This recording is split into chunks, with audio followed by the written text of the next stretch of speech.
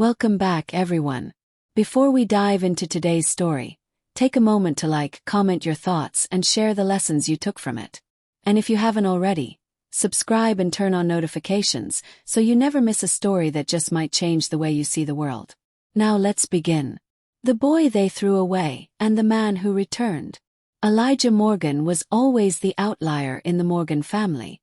While his cousins graced honor rolls, chased Ivy League dreams, and won scholarships, Elijah struggled to stay afloat. He was the average one, the kid teachers forgot about, the one whispered about at reunions. Elijah's grades are a joke, Aunt Rosalind would say with a scoff after another failed math test. Even my 6-year-old can spell better, she'd laugh loud enough for everyone to hear. At family dinners, he'd shrink into his chair as Uncle Curtis tossed the same question without waiting for an answer. "How's school going, Eli?" His mother, Denise, never defended him. She'd just purse her lips and say, "You can't keep messing up. You're running out of time." By 16, Elijah felt more ghost than sun. Until one night, his uncle pulled him aside. "You're holding this family back," Curtis said, eyes cold. "We're done. Get out." Denise stood behind him, arms folded across her chest. "If you can't be part of this family, you can't live under this roof." Elijah begged, knees trembling. "Just one more chance, please. I'll do better. I swear." But no one softened. No hand reached out. No eyes met his. And so, with a plastic grocery bag and a heart full of confusion, Elijah walked into the night.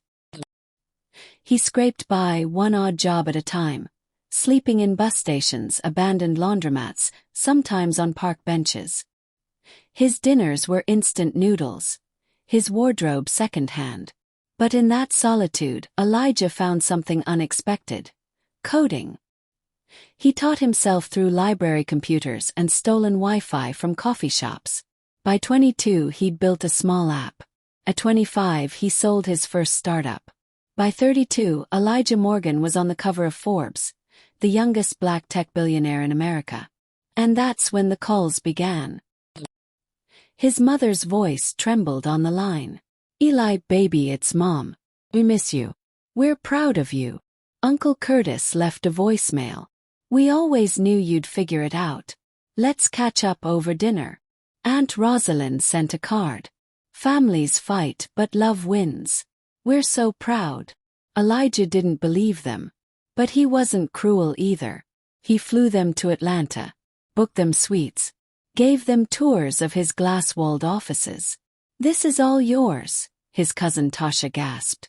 "Every inch," Elijah replied. He bought houses, gave his brothers seed money for businesses, handed his mother keys to a Buckhead mansion. Family parties came back in style. Suddenly his name was gold. But behind closed doors the tone shifted. He overheard his brother Malcolm bragging on the phone. "It's just Eli's money. He got it." Aunt Rosalind grumbled over wine. "After all we did for him, this is the least he can do."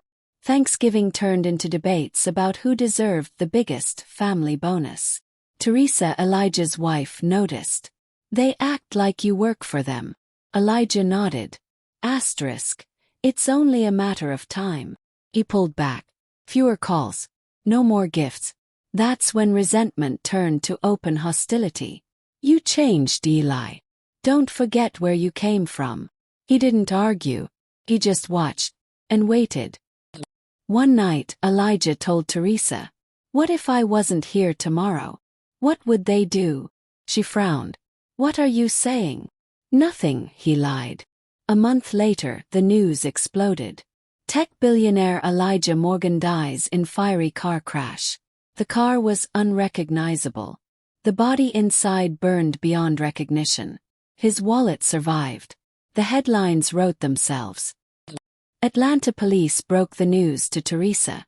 She collapsed, weeping.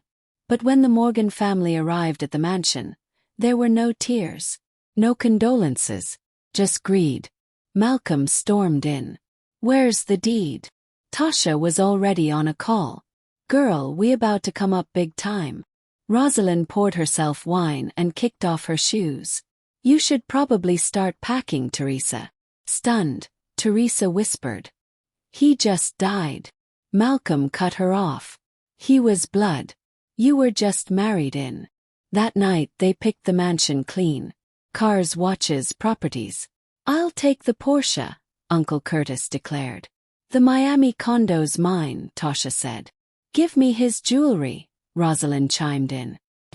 They threw Teresa into a guest room, locked her out of the master suite, and demanded passwords, account access, and bank info.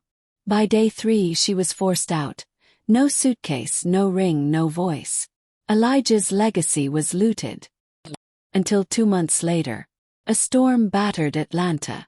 In a rundown apartment, Teresa opened the door. And Elijah stood there. Alive. Quiet. But alive. She dropped her groceries and struck him, sobbing. How could you leave me? He held her, trembling. I had to know. I had to see them for who they were. They spent the next week building a list. Mounts. What was stolen? What was said? They moved fast, Elijah said, typing furiously. But I left traps. You see, the properties. Still under Elijah's holding company. The cars.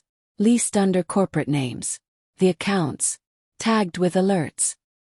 Then the takedown began. Rosalind received a call. Wells Fargo fraud prevention. We need to verify a $250,000 transfer. The next day. Account frozen. Malcolm was pulled over. Sir, this car isn't registered to you. It's my brother's. You'll need to step out of the vehicle. The Buckhead mansion. Power cut. Locks changed. Eviction notice posted.